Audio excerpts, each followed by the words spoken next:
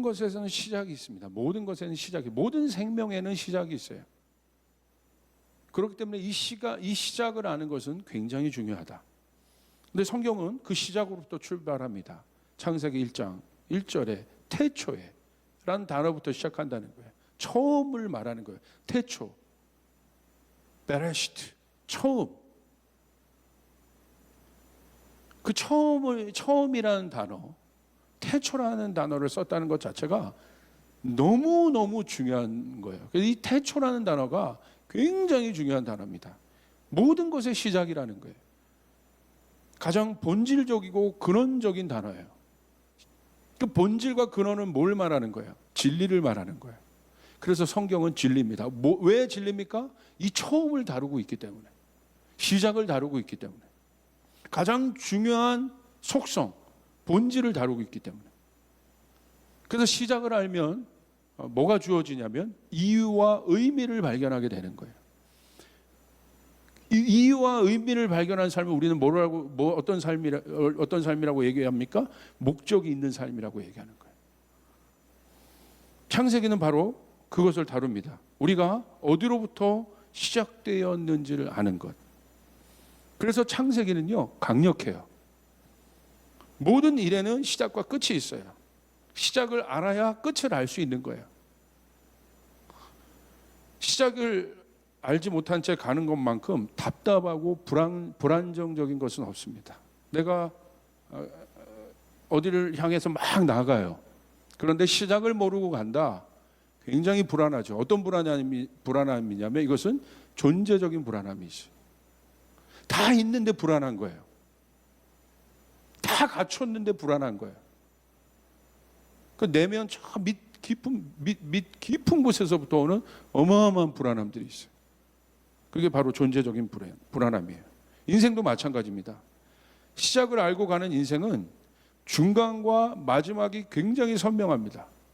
내가 어디에 있는지 좌표를 아는 거예요. 어디로부터 출발했다는 것을 알기 때문에 시작을 알기 때문에 내가 어디에 있는지를 아는 거예요.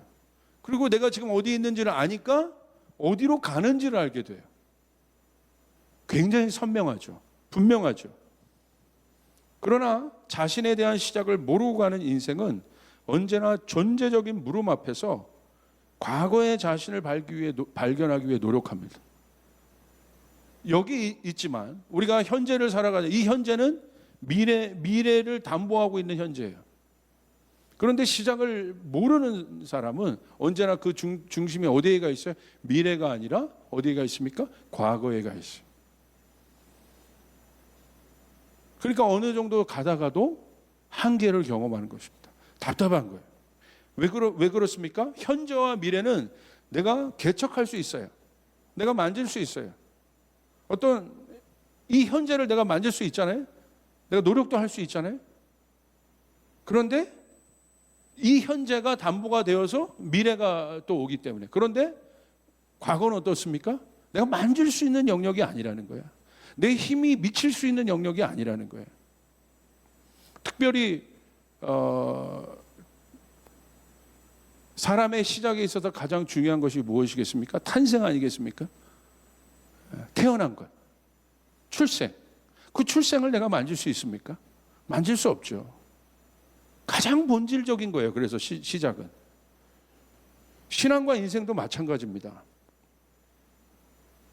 오늘 우리 신앙의 현주소는 만약에 옷 입는 것으로 비교한다면 단추를 끼우는 것과 같은데, 우리 인생이 단추를 끼우는 것이라면 성공한 신앙은 어떤 신앙이냐? 첫 단추를 잘 끼운 거예요. 여러분, 우리가 알지 않습니까? 중간 단추를 막 끼우고 있어요. 그런데 점점 뭔가 이상한 거죠. 뭔가 안 맞는 것들을 깨닫기 시작하는 거죠. 내 인생이 뭔가 어긋나기 시작한다는 것을 알기 시작하는 거예요. 그러니까 도대체 어디서 막힌 건지, 어디서 묶인 건지, 뭐가 잘못된 건지 갈수록 계속 어긋나는 거예요. 근데 진짜 황당한 건 뭐겠습니까? 잘 끼운 줄 알았는데 마지막에 갔는데 옷이 어긋나 있어요. 여러분, 이 인생은 얼마나 황당하겠습니까? 여러분, 그럼 방법이 뭐예요? 우리가 옷 입을 때도 단추가 어긋나 있어. 그럼 방법은 뭡니까?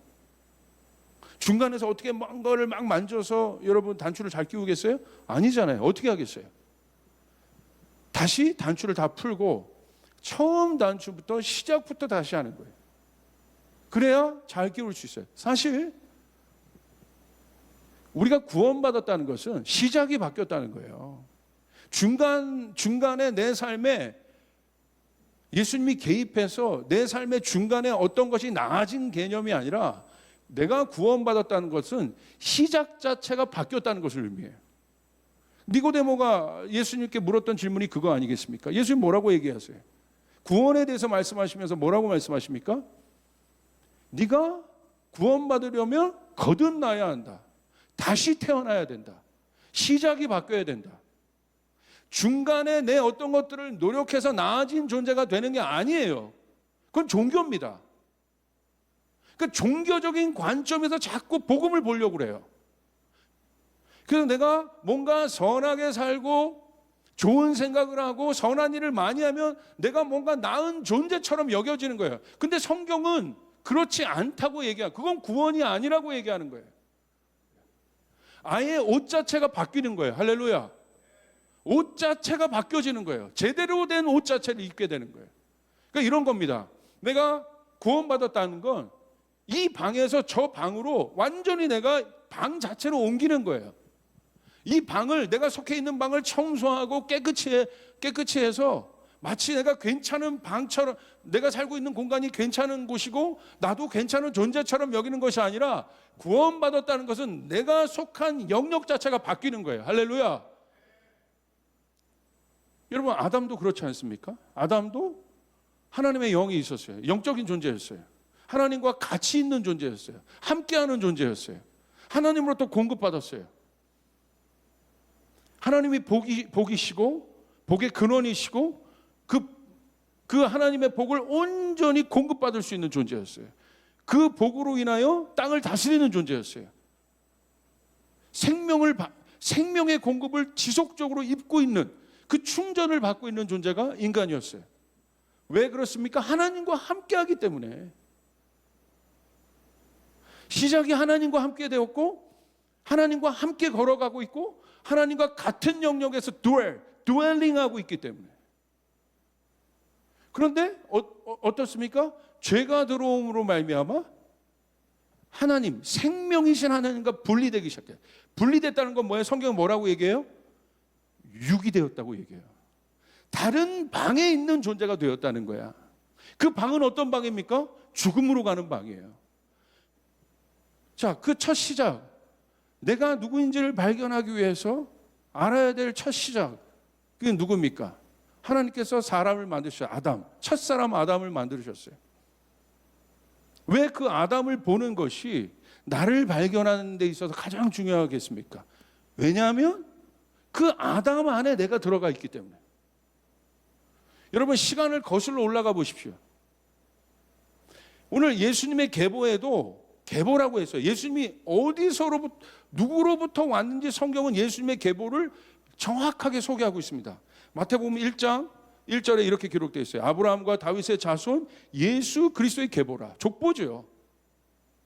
아마 여러분도 족보가 있는 분들도 있을 거예요. 내가 누군가. 족보라는 건 뭐예요? 내가 누구인지를 알려주는 거예요. 지금 어디로부터 왔는지. 성경도 예수님이 그냥 갑자기 나타나신 분이 아니라 예수님이 어디로부터, 예수님의 시작이 어디로부터 시작되었는지 이야기해 주고 있습니다. 뭐라고 얘기해 주고 있습니까? 아브라함은 누굽니까? 믿음의 첫 조상입니다. 예수님의 계보는 정확하게 아브라함부터라고 얘기하고 있어요. 그래서 우리가 아는 것처럼 2절에 아브라함이 이삭을 낳고 이삭이 야곱을 낳고 야곱은 유다와 그의 형제를 낳고 쭉 예수님의 계보가 있는데, 여러분 이 족보를 공부해 보면 아브라함 안에도 예수 그리스도의 형상이 들어가 있고 이삭 안에도 예수님의 형상이 들어가 있습니다. 이들의 삶 안에 예수님에 대한, 앞으로 오실 예수님에 대한 계시들이 다 드러나 있습니다.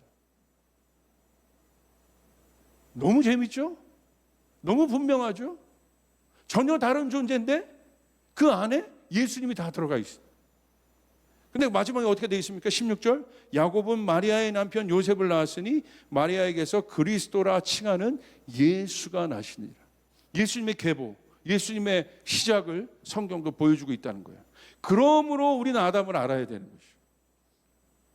하나님 앞에 복의 근원으로 왕같은 제사장으로 에덴을 통치했던 아담이 있어요. 그러나 죄 때문에 하나님으로부터 멀어져 하나님을 두려워하고 하나님을 두려워하고 나무 뒤에 숨어서 하나님의 목소리를 듣는 것을 벌벌 떨고 있는 아담은 누굽니까?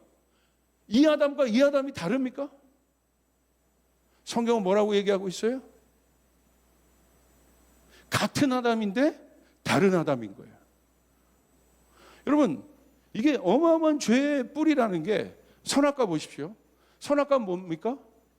하나님이 만드신 나가 아니라, 하나님의 형상이 아니라 사단이 만들어준 나를 찾으라는 거예요. 근데 그 나는 뭐야? 사단이 만들어준 나. 너는 선악을 분별하는 존재가 될 것이다. 선악을 분별하는 존재는 하나님밖에 없어요. 그러니까 사단이 만들어준 나는 뭐예요? 사단이 세팅한 나는 하나님과 대립관계에 있는 나를 만드는 거예요. 하나님으로부터 복을 받고 하나님께 순응하여 나아가는 그런 성숙한 자녀의 모습이 아니라 대립자로 만든 거예요. 경쟁자로 만든 거예요. 그 예가 뭡니까? 그게 선악과예요. 하나님은 선이라고 하셨어요. 하나님은 여리고를 무너뜨릴 수 있다고 얘기하셨어요. 근데 내가 안 된다는 거야. 하나님은 가능하다고 말씀하셨어요. 그런데 나는 아니라고 얘기하는 거야. 이 존재적인 불신, 이 부분이 해결되지 않으면 하늘문을 여는 믿음을 우리는 가질 수 없다. 우리의 어떤 행위로서 완성에 이를 수 없다는 것이죠. 그것이 우리가 첫 번째 아담을 알아야 되는 것이 중요한 것이, 그 첫 번째 아담이 결국 어떻게 했습니까? 실패했잖아요. 유기됐잖아요. 우리가 우리를 타고 올라가니까 어디까지 가요? 그 시작. 우리의 시작은 어디입니까? 아담인 거예요. 그 첫 번째 실패한 아담, 하나님과의 대립구조, 하나님과 대립각을 만들었던 그 아담 안에 누가 있습니까? 내가 있는 거야. 오늘 하나님의 말씀이 분명함에도 불구하고 우리 청년들 안에 하나님을 자꾸 대적하여 가고 싶어하고 뭔가 하나님의 말씀만으로는 충분하지 않을 것 같은 어떤 결핍된 마음의 뿌리는 어디냐면 첫 번째 아담의 그 형상이 내 안에 있는 거라.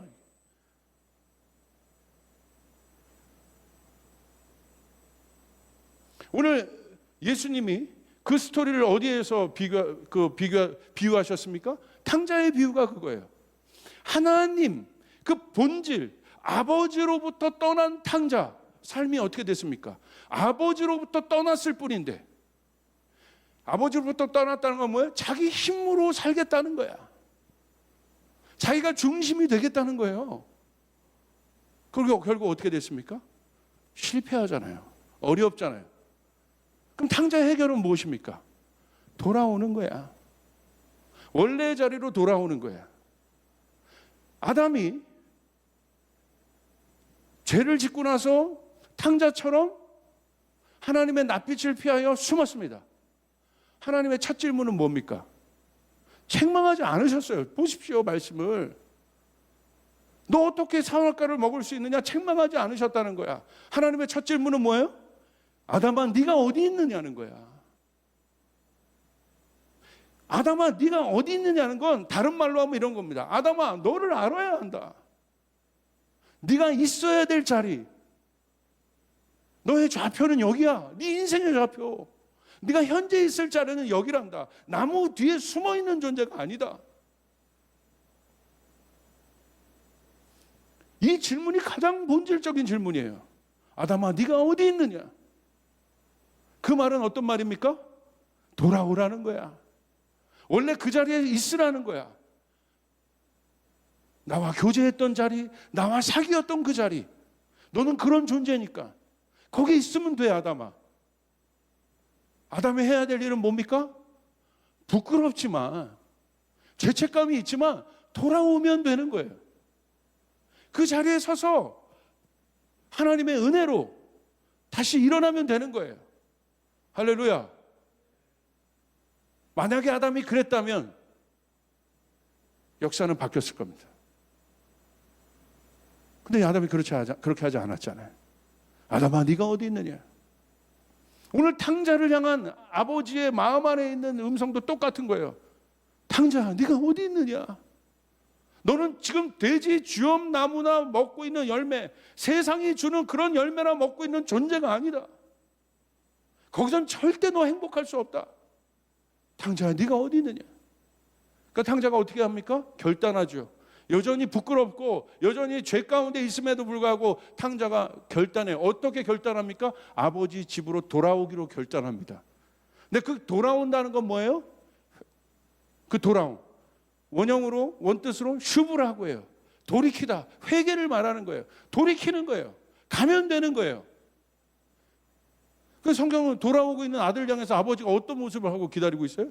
두 팔을 벌려 환영하고 있잖아요. 우리가 우리 자신을 고칠 수 없는 거예요. 우리가 우리 자신을 개선시킬 수가 없는 거예요. 돌아가니까 왜 예수님이 그 비유를 해 주셨겠어요?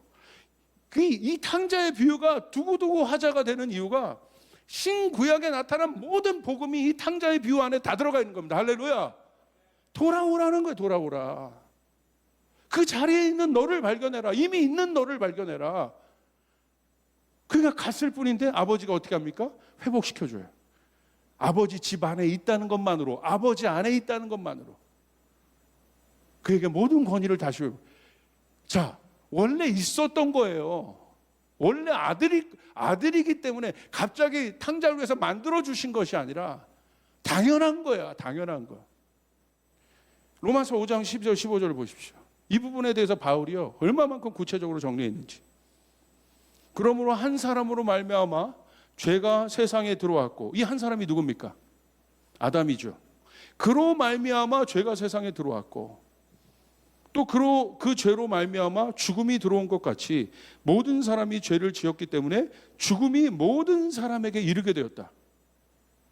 성경은 뭐라고 얘기하고 있습니까? 그 한 사람으로 일어나요 모든 사람이 그 아담 한 사람 안에 들어있다는 거예요. 아담은 하나지만 시작이기 때문에. 13절, 율법이 있기 전에도 죄가 세상에 있었으나 율법이 없을 때는 죄가 죄로 여겨지지 않았습니다. 그러나 아담 시대로부터 14절 보십시오. 모세 시대에 이르기까지는 아담의 범죄와 같은 죄를 짓지 않는 사람들까지도 죽음의 지배를 받았습니다. 아담과 같은 죄를 안 졌어요. 나는 선한 사람이고 나는 의로운 사람이야. 난 괜찮은 사람이야. 난 죄가 없어. 근데 왜 나한테까지 교회는 이렇게 강조하고 복음은 꼭 그걸 고백해야 된다고 얘기해? 왜? 내가 남 해코지한 것도 아닌데. 근데 성경에 보니까 시작을 따라 올라가니까, 나는 그러지 않는다 할지라도 시작을 따라 올라가니까. 여러분 보십시오. 옛날 조선시대 때 노예제도 보십시오. 내가 아무리 잘나고 내가 아무리 똑똑해도 어디에서 태어난 거야? 우리 아버지가 노비면 노비인 거야. 선비가 있어. 양반 가문이 있어서.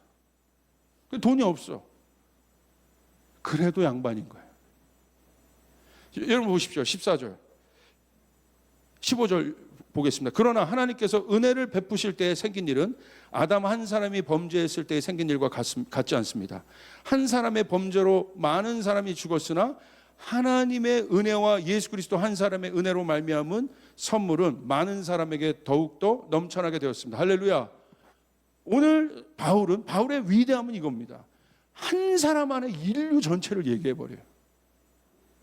오늘 14절을 보십시오. 아담은 장차 오실 분의 모양. 왜 이 바울이 이 얘기를 했겠습니까? 첫 번째 실패한 아담 안에 우리가 다 들어가 있는데, 거기서 내가 아무리 노력해도 벗어날 수가 없는 거야. 내가 왕이어도 벗어날 수가 없는 거야. 내가 빌 게이츠 같은 부자여도 첫사람 실패한 죄인의 아담 속에서 우리가 나올 수 없는 거예요. 근데 바울은 얘기해요. 오히려 그 실패한 아담이 장차 오실 그리스도의 모형이 된다. 그렇기 때문에 우리는 누구를 기대합니까? 두 번째 아담을 기대하는 것이에요. 그분이 와서 첫 번째 아담 안에 들어오셔서 아담의 모든 것을 짊어지시고 그분이 어떻게 하셨습니까? 죽으신 거예요. 첫 번째 아담을 죽이신 거예요. 그리고 그분이 죽음에서 끝나는 것이 아니라 그건 하나님만이 할 수 있는 것입니다. 다시 태어나는 거, 다시 부활하는 거. 할렐루야. 스스로 부활하신 거. 그리고 스스로 부활하셔서 주님께서 첫 번째 아담의 원형을 회복하신 것이에요. 그리고 오늘 예수로 말미암아 우리는 어디에 있습니까? 실패한 아담에 있는 것이 아니라 두 번째 회복된 하나님의 형상 안에 있다는 사실을 믿으시길 바랍니다. 오늘 우리는 거기에 있는 것이에요. 그분으로 말미암아 새롭게 시작된 것이에요. 오늘 내가 예수를 믿었다는 건 예수님으로 인하여 나의 모든 것이 바뀌었다는 것이에요. 그러므로 이제 우리는 실망하지 않습니다. 이제 하나님 우리에게 물어요. 이제 네가 어디 있느냐? 그러면 이제 우리는 얘기해야 돼요. 가슴에 손을 대고 외쳐야 돼요. 나는 실패한 아담 안에 있지 않는다. 나는 그리스도 예수 안에 있다. 로마서 8장 1절 2절, 로마서 7장에는 그 싸움을 합니다. 막 싸우죠. 두 자로. 로마서 8장 1절, 드디어 바울이 아주 깨달았어요. 내가 뭔가를 또 개선하고 노력하고 뭔가 종교적인 어떤 행위를 해서 내가 변한 것이 아니라 하나 깨달았습니다. 강력한 진리. 그건 뭡니까? 예수 안에 있는 나. 로마서 8장 1절 2절 우리 같이 한번 크게 한번 읽어봅시다. 시작. 그러므로 이제 그리스도 예수 안에 있는 자에게는 결코 정죄함이 없나니 이는 그리스도 예수 안에 있는 생명의 성령의 법이 죄와 사망의 법에서 너를 해방하였으며 할렐루야. 우리가 확인할 것은 뭡니까? 내가 예수 안에 있다는 것. 그것만 확인하면 되는 거예요. 믿음이라는 것은 그러므로 내가 예수님 안에 있다는 사실을 발견하는 것입니다. 더 이상 흔들리지 마세요. 우리는 예수 안에서 이미 새로 시작되었습니다. 2020년 마지막 주, 그리고 2021년 이제 다음 주면 새로운 주가 될 것인데 마지막 주와 새롭게 시작되는 이 마지막과 새로움은 사실 겹치는 거 아니겠어요? 그래서 중요한 거 아니겠습니까? 이 마지막 주 우리는 누구로 이 2020년 이 어려운 때를 정리하고 또 한 해를 맞이할 것입니까? 예수 안에 있다는 사실을 우리 발견합시다. 아멘. 내가 예수 안에 있다. 내가 그 예수님 안에 있다. 이것을 믿을 때 우리는 슬픔, 걱정, 근심, 질병, 두려움에 있지 않게 됩니다. 이 모든 것은 어디에 있는 것입니까? 첫 번째 아담 안에 있었던 거예요. 그 십자가는 게이트라고 했어요. 십자가의 게이트로 말미암아 우리가 지성소, 예수님 안에 있어. 예수님 안에 뭐가 있습니까? 치유가 있습니다. 예수님 안에 회복이 있습니다. 예수님 안에 능력이 있습니다. 예수님 안에 기적이 있습니다. 그래서 믿음의 역사는 바로 이걸 아는 거예요. 히브리서 10장까지, 히브리서 1장부터 10장까지 주구장창 히브리서 기자가 외치는 건 뭐예요? 예수를 드러내는 것이에요. 그분이 어떤 분인가? 왕의 기름 부음을 받은 예수가 누구인가? 1장서부터 그분이 누구신가? 제사장이신 예수는 누구인가? 그러면서 히브리서 11장으로 가서 믿음장으로 바뀌는데 믿음은 바라는 것들의 실상이요 보지 못하는 것들의 증거는 샤먼적으로 내 안에 있던 소원풀이하는 진리가 아니라 그 증거가 누굽니까? 바라는 것들, 모든 만물이 그 예수가 드러나기를 바라는 것이에요. 할렐루야. 우리는 다른 것을 소유한 것이 아니라 예수님 안에 있게 되면 우리 안에 능력이 회복되고 우리 안에 예수님 가운데 허락되신 모든 부유함과 풍성함들이 우리 안에 절로 회복된다는 사실을 여러분 믿으시길 바랍니다.